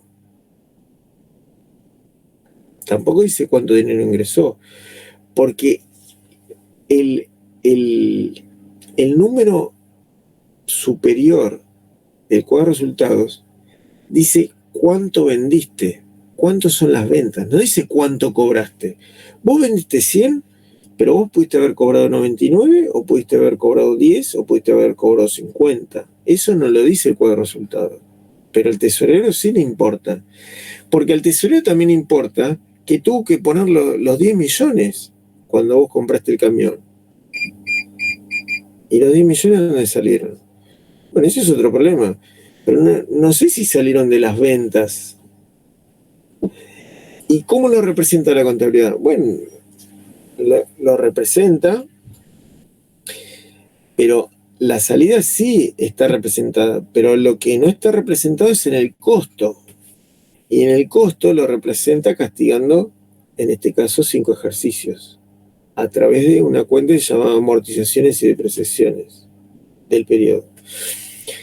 Entonces, la tesorería ya de por sí tiene otro criterio, que se llama criterio por percibido, lo que entra y lo que sale, nada que ver con el devengado. Entonces, lo que vamos a pensar ahora es justamente tratar de pensar cuál es la mirada que tiene el tesorero. Y la mirada es justamente esto, tratar de anticiparme qué egresos de dinero voy a tener y qué ingresos de dinero voy a tener. Y a grandes rasgos eso se llama, por un lado, inflow, por otro lado, outflow, y el resultado de eso, que son ingresos de cobranzas y egresos de dinero, que se llaman pagos, la diferencia entre inflow y outflow es el cash flow, ¿no? Ya se me colgó esto, ¿no? Ahí está. Entonces, por un momento, pongámonos en los ojos del tesorero. Y entonces, el flujo de caja, que es lo que tiene que calcular el tesorero, es el resultante de la sumatoria de todas las entradas de efectivo menos todas las salidas de efectivo. Entonces, a grandes rasgos, el dinero disponible en la tesorería es la diferencia entre todas las entradas y todas las salidas. Entonces, a ver, entre todos digamos, ¿qué entradas de efectivo te imaginás y qué salidas de efectivo te imaginás? Abran el micrófono y dicen qué entradas de efectivo tenemos y qué salidas de efectivo tenemos en una empresa. Puedes tener las ventas como entrada de efectivo, lo que cobrás. Puedes tener los préstamos que tomes. No. Las ventas no. No, en las cobranzas de las ventas. Sí. Sí, las cobranzas de las ventas. Porque yo pude vender 100, pero cobrar 0 o cobrar 10. Ingresos por ventas no es lo mismo que cobranza de las ventas, sí. Las cobranzas de las ventas. Sí. Por los préstamos que tomás, las compranzas de activos fijos que vendas, los intereses que O sea, cobres yo por vendí el camión, inversiones. vos decís que un día se me ocurrió vender el camión, me ingresó dinero. ¿Está bien? Sí, eso mismo. Después vos dijiste, tomé un préstamo. Hoy me lo adjudicaron. ¿De cuánto era el préstamo? 10 millones. Bueno, me restaron los gastos administrativos, qué sé yo, me acreditaron cuánto en mi cuenta, 9 millones y medio. Bueno, eso es una entrada de efectivo. ¿Qué más? Cuando Eh, cobras cuentas por cobrar, una deuda que tenían otros con vos. Claro, es un derecho que yo tengo y hasta ahora tenía un papelito que era una factura, ahora la cobré, bueno, va a tesorería. Tengo un cheque diferido que lo tengo ahí, bueno, cuando venza y lo paso a tesorería. ¿Qué más me dijiste? puede ser intereses por inversiones que tenés, o no sé, tenés algún activo financiero y lo vendés y también te entra en efectivo. Claro, ingresos de activos financieros, etcétera, etcétera. Y bueno, ¿y salidas que tengo? Materia prima, sueldos.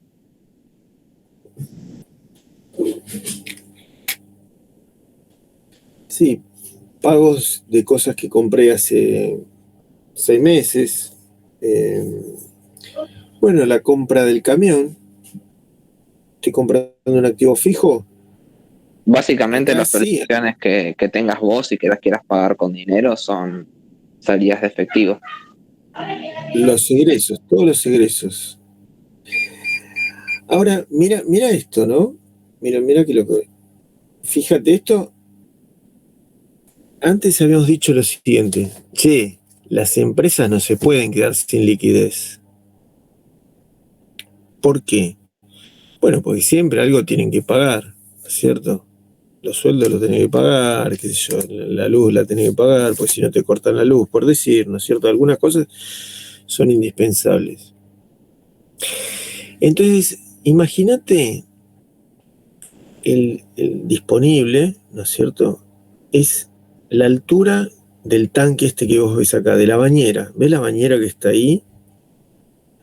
Bueno, las salidas del efectivo son los agujeros que tiene la bañera. Hay agujeros ahí, que sale de líquido. Y los ingresos son distintos flujos, chorritos de agua que entran, chorros de agua que entran. Ahora, ¿qué pasa? Si la velocidad de entrada de los chorros de agua, el flujo de las entradas de agua, es inferior a las salidas o los agujeros que tiene la bañera, ¿qué pasa? No te queda agua para que caiga del tanque, digamos. No te queda agua para pagar nada. Se te agota, se te seca la bañera, se te seca el tanque. Y eso no puede ocurrir. No puede ocurrir. Ahí estás en un problemón. Eso es una crisis de iliquidez y es un problemón. Saldrás a pedir el préstamo a una tasa mayor, venderás unos activos de forma indiscriminada, no sé, harás algo porque algunas cosas tenés que tener. Entonces vamos a analizar esto desde el punto de vista gráfico, ¿no? Imaginarnos algunas de estas cosas son las que dijeron, ingresos, deuda de corto, deuda de largo, aportes de capital, aporte de accionistas, salidas son los dividendos, los impuestos. Bueno, ¿qué hace el tesorero cuando le ocurre eso? Y bueno, ¿sabes lo que hace? Y bueno, va tapando agujeros. ¿Viste cuando te dicen que está tapando agujeros? Está tapando esos agujeritos para que le salga menos plata, menos líquido. Entonces, ¿cuál es el laburo en realidad? Bueno, incrementar los flujos de entrada y, bueno, dilatar los pagos, ¿no es cierto? Esto que está acá sería la representación gráfica de estas entradas y salidas de dinero, nada que ver con el modelo hidráulico de Valvano, porque esto tiene que ver con no es por devengado, sino que es por percibido. Te lo digo por si a alguien se le ocurre compararlo con el modelo hidráulico de Valvano, nada que ver. Bueno, y a grandes rasgos, para ir redondeando, lo que le interesa al tesorero es esta diferencia, las NOF respecto del fondo de maniobra. Entonces, vamos a mirar primero la derecha. Entonces, las NOF, suponete del fondo de maniobra habíamos hecho 200, bueno, las NOF en ese caso son 150, me sobran 50 mangos. Esa es una situación súper cómoda, porque digamos la exigencia del corto plazo, la exigencia, el giro del negocio está requiriendo menos plata de lo que yo tenía planteada en el largo plazo. Acá le sobra plata. Es más, el tesorero es lo que está preocupado en salir a colocar ese dinero. Bueno, lo colocan en un plazo fijo, no sé. Bueno. Y esta es una situación también normal. Normal porque, bueno, porque este es 200 y este es 250. No es mucho, 50 mangos. ¿Y estos 50 mangos qué hace? Y los tiene que salir a buscar. ¿Y dónde? Bueno, en el banco. 50 mangos no es mucho. Ahora, el problema es cuando el fondo de maniobra vale 200 y las NOF valen 1800. Ahí tenés un problemón. Entonces, ¿qué pasa? ¿Qué tenés que hacer? Y bueno, tenés que romperle los pies a la alta dirección para que modifique el fondo de maniobra. Porque si no, te la vas a pasar tapando agujeros. Entonces, ¿qué quiere decir romperle los pies a la alta dirección? Bueno, mirá, hay planteos a la alta dirección para decir, bueno, hagan un aporte de capital o consigan dinero de largo plazo para aumentar el fondo de maniobra, porque estas inversiones que están haciendo necesitan financiamiento de largo. Las inversiones largo necesitan financiamiento de largo. A grandes rasgos es eso, ¿no? Bueno, y entonces lo que hace el tesorero es mirar esto, ¿no? La evolución de las NOF, ¿no? Las NOF varían todo el tiempo y las comparan con el fondo de maniobra, que es estable, dijimos que siempre vale 200. Bueno, y acá las compara una cosa con la otra. Ahora, ¿qué pasa? En realidad el fondo de maniobra, que dice que es estable, está bien, vale 200, siempre 200. Bueno, en realidad está mal dibujado porque tiene una leve pendiente un poquito positiva, digamos, porque vale 200, 210, 200, qué sé yo. Y eso tiene que ver con que hay una cuenta dentro del equity que se llama resultado del ejercicio, que eso se va incrementando en forma gradual y pequeña, se va incrementando. Entonces, el fondo de maniobra tiene una pendiente positiva pequeña, pero tiene. Y entonces, cuando vos lo solapás con, bueno, vos o el tesorero lo solapa con las NOF, tiene digamos, el esquema de cómo va a funcionar esto. Tiene el esquema de cuándo tiene excedente de dinero y cuándo tiene que salir a pedir prestado. Entonces la idea es que en algunos periodos tengas que salir a pedir prestado y en algunos periodos puedas colocar el dinero. En promedio, no te despeines, digamos, ¿no? Entonces, esta es una situación más real donde el fondo de maniobra, digamos, sí se incrementa, pero no en forma alocada, por ahí está un poco exagerado. Pero entonces, fíjate que cuando las NOF son superiores, dice que el tesorero tiene que salir a buscar dinero. Y si las NOF son inferiores al fondo de maniobra, bueno, en todo caso tendrá que hacer una inversión en plazo fijo, etcétera, etcétera. Acá hay un salto, mirá, el fondo de maniobra también puede saltar. ¿Y por qué saltó ahí? Bueno, porque hay un aporte de capital, porque lo que fuera, porque consideraban que era insuficiente ese fondo de maniobra, entonces lo elevaron a un nivel. Bueno, y ahora, ¿qué es lo que miramos? Porque, digamos, acá a esto hay asociados ejercicios y lo que fuera, pero yo tengo que darle todo el bagaje, digamos, conceptual para saber de qué estamos hablando. Y a grandes rasgos,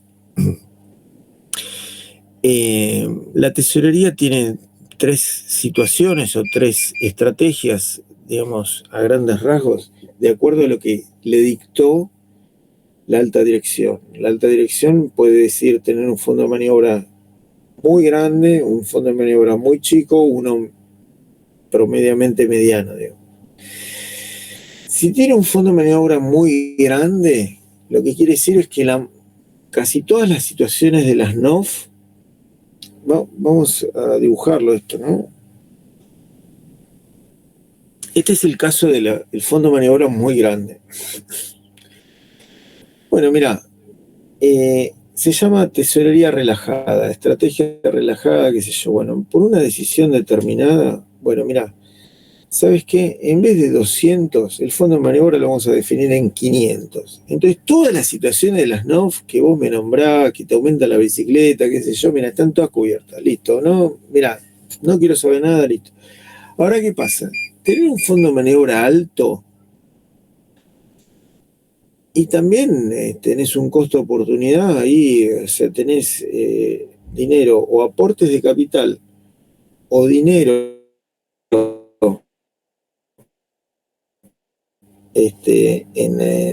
en deudas de largo que te cuesta dinero, digamos, ¿no? Querés estar con este tema de que pedís prestado, que no, qué sé yo, bueno, trabajás de esta manera, esto es una estrategia relajada, o no tenés tesorería o no tenés tesorero y listo. Y así, de hecho, hoy día, capaz que labura, tengo poca batería, labura alguna pyme así, ¿no? Porque están podridos de salir al banco a cubrir las cosas, qué sé yo, y con los intereses que tenemos, que te cambian todo el tiempo, que es un despelote, y capaz que hoy, en la Argentina de hoy, y no sería tan loco laburar así, ¿eh? O sea, no es tan loco. Pero bueno, en modo normal, no, qué sé yo, no es lo adecuado, digamos, ¿no? Lo normal sería una cosa, bueno, para esto también es exagerado, lo normal sería una cosa así, digamos, definir un promedio. ¿Te acuerdas que te dije, che, cuánto es un nivel adecuado del fondo de maniobra? Bueno, si vos lo pudieras, vas a ver que en promedio, algunas veces tenés que salir a pedir prestado, que es cuando alocar dinero, ¿no es cierto? En promedio. Ahora, también está esta situación que es, la verdad que todo el año es una situación insostenible porque todo el tiempo tenés que utilizar recursos de corto. No sé si insostenible, pero siempre tenés que andar corriendo atrás de los bancos, acreedores financieros y lo que fuera, que te consumen energía, y etcétera, etcétera. Entonces, acá sí se necesita una decisión que le rompa los pies a la alta dirección para que incremente el fondo de maniobra y trasladarlo a la situación más normal, digamos, ¿no? Entonces, algunos periodos las NOF son superiores al fondo de maniobra y otros no. Y a grandes rasgos con esto, lo que hicimos es repasar todos los conceptos de fondo de maniobra y NOF, y con esto tenemos los conceptos teóricos necesarios para resolver los problemas,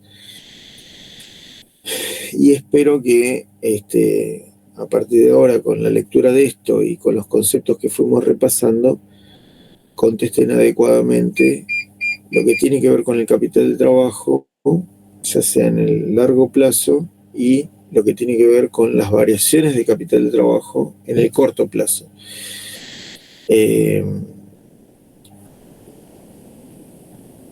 Ustedes tienen ejemplos asociados a esta clase, y ejemplos resueltos, así que nos vemos la semana que viene con la siguiente clase, y después creo que ya estamos en el parcial. No me acuerdo si es así. Creo que sí, ¿no? No, 2 semanas. El 11 es el parcial. Bueno. Después hay una clase práctica. Sí, sí. Bueno. Bueno, yo les recomendaría que vayan estudiando porque después no llegan, ¿eh? Nos vemos la semana que viene, chicos. Chao, profe, gracias. Chao. No, pero Muchas como gracias.